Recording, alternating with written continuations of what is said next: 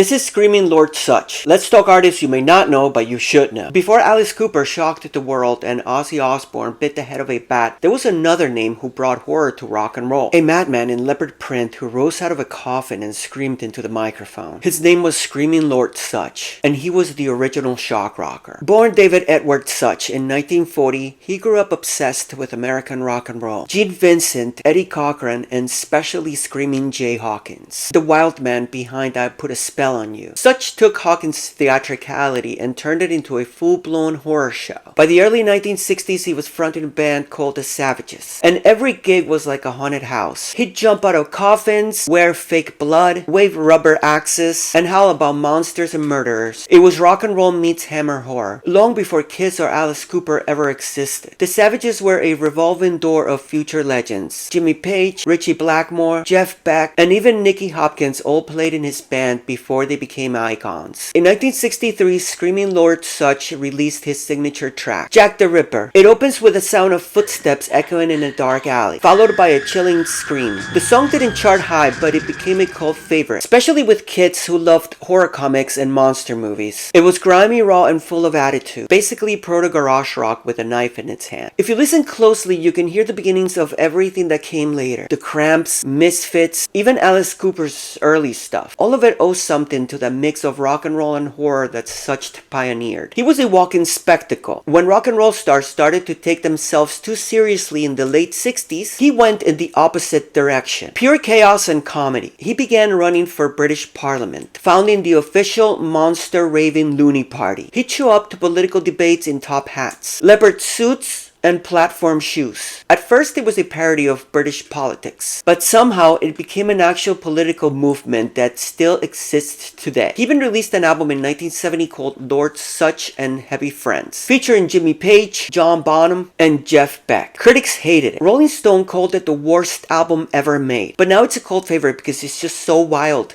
so unhinged, so very Lord Sutch.